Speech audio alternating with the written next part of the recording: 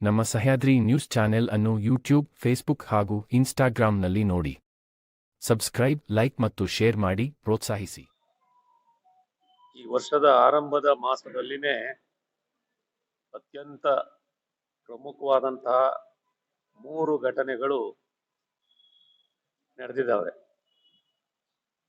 ಇದು ಬಹುಶಃ ಈ ವರ್ಷದ ಶುಭಾರಂಭ ಅಂತ ನಾವು ಭಾವಿಸ್ಕೊಳ್ಳೋಣ.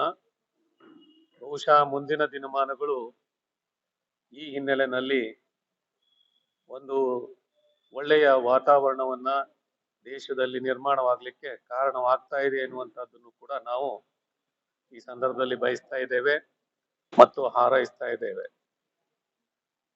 ಯಾಕೆ ಈ 3 ಘಟನೆಗಳನ್ನ ಉಲ್ಲೇಖ ಮಾಡ್ತೀವಿ ಅಂದ್ರೆ,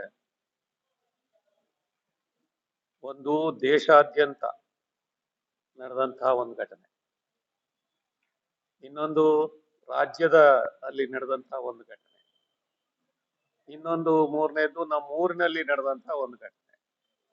ಅಂದ್ರೆ ಈ 3 ಘಟನೆಗಳಿಂದ ಈ ವರ್ಷದ ಆರಂಭ ಬಹಳ ಹರ್ಷದಾಯಕವಾಗಿದೆ. ಒಂದು ಒಳ್ಳೆಯ ವಾತಾವರಣವನ್ನು ನಿರ್ಮಾಣ ಮಾಡಲಿಕ್ಕೆ ಕಾರಣವಾಗಿದೆ ಅಂತ ಹೇಳಲಿಕ್ಕೆ ತುಂಬಾ ಸಂತೋಷ ಆಗುತ್ತೆ. ಮೊದಲನೇ ಕಾರಣ, ನಿನ್ನೆ ತಾನೇ ನಡೆದಂತಹ ಅಯೋಧ್ಯೆಯಲ್ಲಿ ಶ್ರೀರಾಮನ ಮೂರ್ತಿ ಪ್ರತಿಷ್ಠಾಪನೆ ಕಾರ್ಯಕ್ರಮ.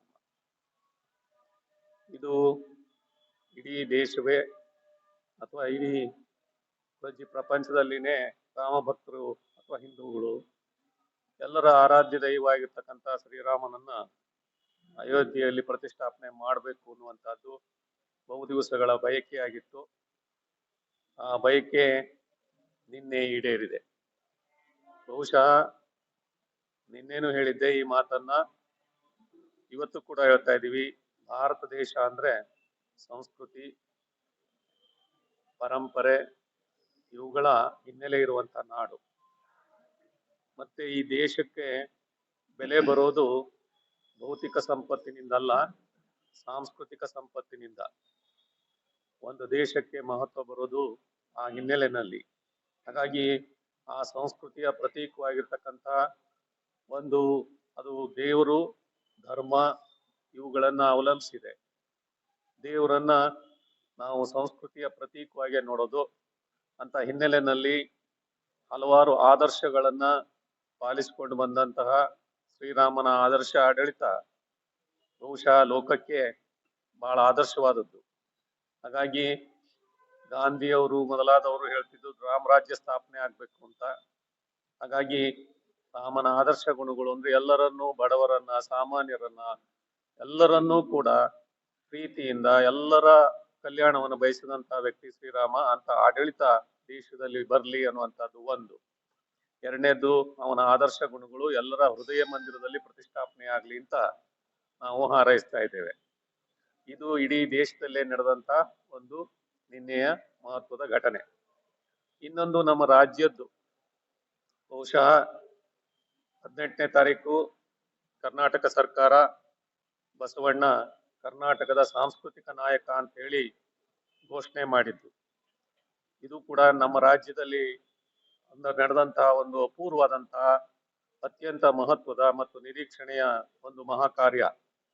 ಬಸವಣ್ಣ ಯುವನಾರವ ಯುವನಾರವ ಎನ್ನದೆ ಎಲ್ಲರನ್ನೂ ಪ್ರೀತಿಸಿದ, ದಯವೇ ಧರ್ಮದ ಮೂಲ ಅಂತ ಹೇಳಿ ಧರ್ಮಕ್ಕೆ ಒಂದು ವ್ಯಾಖ್ಯಾನ ಕೊಟ್ಟ, ಬಡವ ಬಲ್ಲಿದ ಅನ್ನುವಂಥ ವ್ಯತ್ಯಾಸವನ್ನು ತಾರದೆ, ಹೆಣ್ಣು ಗಂಡು ಅನ್ನುವಂಥ ವ್ಯತ್ಯಾಸ ತಾರದೆ ಸರ್ವರಿಗೂ ಸಮಾನತೆಯ ಅವಕಾಶವನ್ನು ಕಲ್ಪಿಸಿಕೊಟ್ಟ, ಮತ್ತೆ ಕಳಬೇಡ ಕೊಲಬೇಡ ಅನ್ನುವಂತಹ ಸಪ್ತಸೂತ್ರಗಳನ್ನ ಕೊಟ್ಟು ಪ್ರತಿಯೊಬ್ಬ ಮನುಷ್ಯನು ಕೂಡ ವೈಯಕ್ತಿಕ ಶುದ್ಧೀಕರಣದೊಂದಿಗೆ ಇಡೀ ಸಮಾಜದ ಮನುಕುಲದ ಶುದ್ಧೀಕರಣಕ್ಕೆ ನಾಂದಿ ಹಾಡಿದಂತಹ ವ್ಯಕ್ತಿ ಬಸವಣ್ಣ.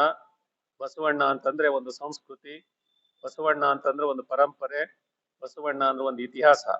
ಹಾಗಾಗಿ ಅಂತಹ ಒಂದು ಸಾಂಸ್ಕೃತಿಕ ವ್ಯಕ್ತಿಯನ್ನ ಗುರುತಿಸಿ ಕರ್ನಾಟಕದ ಸಾಂಸ್ಕೃತಿಕ ನಾಯಕ ಬಸವಣ್ಣ ಅಂತ ಹೇಳಿ ಘೋಷಣೆ ಮಾಡಿರುವುದನ್ನು ಕೂಡ ನಾವು ಹೃತ್ಪೂರ್ವಕವಾಗಿ ಸ್ವಾಗತಿಸ್ತೇವೆ.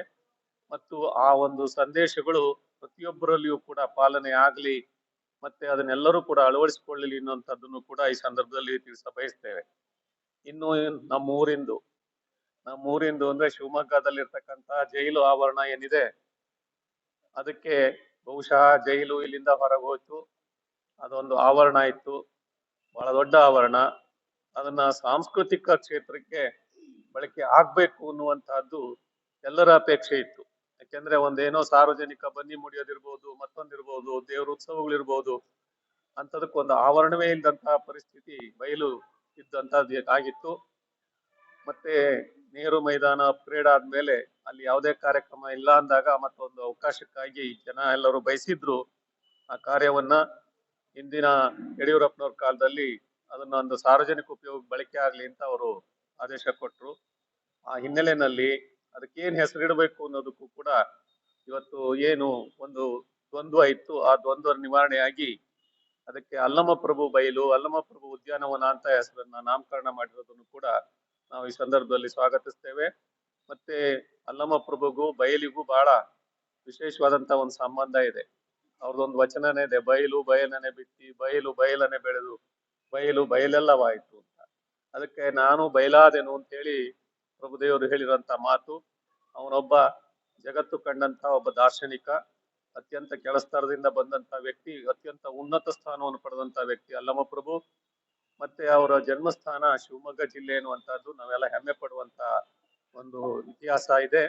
ಮತ್ತೆ ಅಲ್ಲಮಪ್ರಭು ಪರಂಪರೆಯ ಮಠನೇ ಬೆಕ್ಕಿನಕಲ್ ಮಠನೂ ಆಗಿದೆ ಅಂತ ಹೇಳ್ಕೊಳ್ಳಿಕ್ಕೆ ನಮಗೆ ತುಂಬಾ ಸಂತೋಷ, ಗೌರವ ಮತ್ತು ಅಭಿಮಾನ ಅನಿಸ್ತಾ ಇದೆ.